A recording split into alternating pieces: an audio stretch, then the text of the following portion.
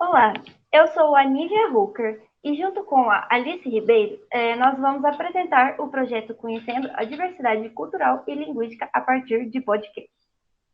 O nosso projeto ele é desenvolvido no campus Campo Grande, dentro do Núcleo de Voluntariado Educativo, o NUVE, sobre a orientação da professora Beatriz Alencar. O projeto Diversificando, ele já foi apresentado na sua etapa inicial em 2020, na FESINTEC. Porém, agora nós iremos explicar de um modo mais detalhado como ele foi realizado na pesquisa e vamos discutir os resultados. Primeiramente, esse projeto ele busca apresentar para os jovens um conhecimento sobre as diversas culturas e modos de falar presentes no nosso imenso país, buscando promover o diálogo e valorizar a nossa cultura. O professor Camacho, no texto da Sociolinguística, parte 2, que integra a obra Introdução à Linguística 1, de Mussalem e Benz, ele trata como o preconceito com as diferenças na fala de algumas regiões, ele ainda é muito praticado. Mas, de acordo com o autor, o pensamento dele, se as pessoas pudessem obter um contato, ou ao menos um conhecimento de todo o contexto desse fator, nós poderíamos lidar melhor com as diferenças. Quanto à nossa metodologia, utilizamos basicamente as nossas redes sociais e convidamos jovens de 14 a 20 anos que participaram da gravação do nosso podcast sobre diferentes assuntos ligados à cultura e às falas das regiões em que vivem. Alguns jovens também foram indicados por intermédio de amigos, professores e ou familiares. Os episódios gravados foram sobre os seguintes temas: gírias e expressões, caracterização da região, lendas mais conhecidas, brincadeiras e entretenimento de crianças e jovens, peças mais comuns e artistas das regiões. A cada gravação após, foi disponibilizado um questionário aos participantes, e eles foram convidados a responder perguntas relacionadas sobre o tema tratado. Nos episódios do podcast, foi possível perceber a riqueza cultural do nosso país, ritmos populares, diferentes nomes e modos de brincar. E agora vamos falar sobre cada um deles, para vocês possam entender um pouco mais do nosso trabalho. No nosso primeiro episódio, nós falamos sobre características e pontos turísticos das regiões brasileiras. Como era o primeiro episódio, se iniciou com a explicação do projeto, do que ele se tratava, o podcast para os ouvintes. E além dessa apresentação dos estudantes do projeto, depois também houve a apresentação dos participantes. Foi iniciada uma dinâmica entre os convidados para eles falarem uma palavra que poderia identificar o local em que eles moravam, e os demais deveriam tentar adivinhar qual era esse local. A maioria acabou acertando. No terceiro momento, nós começaram as perguntas sobre as características e os pontos turísticos de cada estado.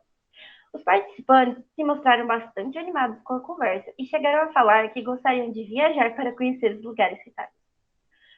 Verificou-se também uma atitude positiva por parte dos convidados ao conhecerem mais detalhes das localidades dos demais participantes. No episódio 2, o de estereótipos, gírias e expressões das regiões do Brasil, foi perguntado aos participantes sobre os estereótipos que eles já ouviram sobre as regiões e estados e quais eram seus pensamentos sobre eles. A participante da Bahia comentou: baiano é preguiçoso. Eu fico assim, cara, baiano enfrenta a seca, fome, miséria, o desemprego. O baiano tem que sair do seu próprio estado para viver em condições precárias nos maiores estados do Brasil à procura de emprego e de comida. Tipo, a gente acorda e trabalha até o sol raiar naquele sol quente. E eu penso, gente, como vocês ainda protelam esse estereótipo de baiano ser preguiçoso? Já o participante do Rio de Janeiro disse: falam que carioca é marrento, é bandido, e que você vê um carioca, você tem que esconder sua bolsa ou mochila. E depois a convidada da Bahia ainda acrescentou que tem a hipersexualização do corpo da mulher carioca, a garota de Ipanema. Já no terceiro episódio, nós falamos sobre as brincadeiras e as suas diferenças em regiões do Brasil. Nesse episódio, o ponto que mais chamou a nossa atenção foi as diferenças no modo de nomear as brincadeiras, que variam a depender do estado. Também foi questionado no episódio se essas brincadeiras mudaram, considerando as crianças de hoje em dia. Chegamos assim a uma discussão sobre tecnologia na infância e como as brincadeiras atuais usam a tecnologia. Por exemplo, o detetive, que antes era feito com papel e caneta e hoje é praticado com o apoio de aplicativos. Esses jogos recebem nomes diferentes e algumas outras mudanças na forma de praticar, mas eles possuem o mesmo princípio. No episódio 5, sobre festas das regiões brasileiras, esse episódio, nós percebemos que as festas elas estão relacionadas a três fatores: os feriados das regiões, as religiões predominantes no lugar e as influências dos imigrantes. As festas conhecidas no Brasil inteiro, como Festa Junina e o Carnaval, sofrem algumas modificações no modo como é feito o festejo e nas comidas que são servidas. Por exemplo, em Natal, no Rio Grande do Norte, o Carnaval fora de época se chama Carnatal, que se inicia em dezembro, no começo de dezembro. A convidada de São José do Rio Preto, de São Paulo, comentou que todas as comidas, festas e as demais coisas que os outros participantes comentaram, ela já conhecia. Ela acreditou ao fato de que São Paulo é bastante populoso e com pessoas de diversos lugares e tribos, que assim trazem um pouco de cada cultura para lá. As participantes do Paraná e da Bahia comentaram que, apesar de alguns estados terem mais festas e acontecimentos culturais mais fortes que outros, o Brasil todo tem uma grande mistura e compartilhamento de culturas, como se tivessem vários Brasis dentro de um só.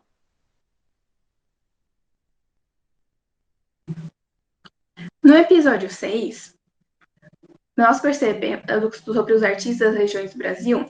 Nós percebemos como o Brasil tem diversos estilos musicais e que alguns não eram tão conhecidos, hoje, felizmente, andam se espalhando mais e mais pelo Brasil todo.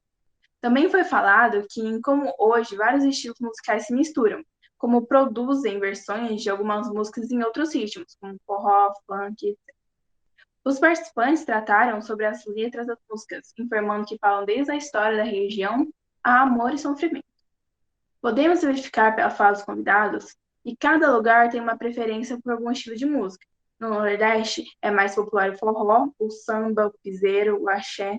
Já em Campo Grande e Curitiba, as canções sertanejas têm preferência. Por sua vez, o funk foi mencionado como de forma unânime, tanto carioca, quanto paulista, quanto brega funk. Nos seguintes gráficos, nós podemos ver palavras e brincadeiras mencionadas pelos participantes. Essas brincadeiras recebem diferentes nomes em diferentes regiões do país. E também podemos visualizar aqui a quantidade de play que foi dado em cada um de nossos episódios. Nesse outro gráfico, conseguimos ver a idade e o gênero do nosso público. Aqui vemos que 54% foi feminino, 44% masculino, 2% não especificaram e não tivemos nenhum público não binário. E ao lado, o gráfico da idade, que podemos ver que a maioria dos nossos ouvintes foi o nosso público-alvo, que são as pessoas mais jovens, dos 18 aos 22 anos. Notamos que o podcast foi recheado de momentos de troca de informações sobre a cultura do país e teve participação de pessoas oriundas das 5 regiões do Brasil, que discutiram sobre a percepção das diferenças culturais e linguísticas que existem em nosso país. Durante a gravação, ficou evidente o quanto nossa cultura é incrivelmente rica e deve ser bastante valorizada em suas singularidades.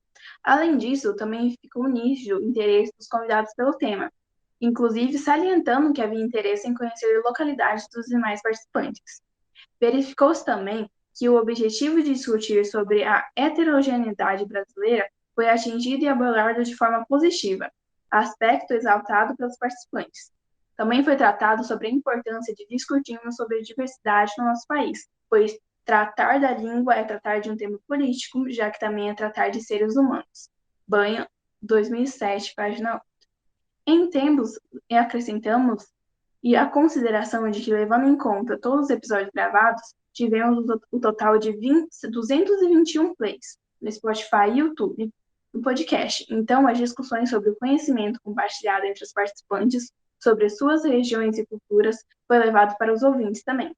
Nesse sentido, o podcast foi classificado como uma ferramenta eficiente para divulgar informações e dar maior alcance das informações do projeto, além de permitir momentos de diálogos, trocas, experiência e valorização da cultura brasileira.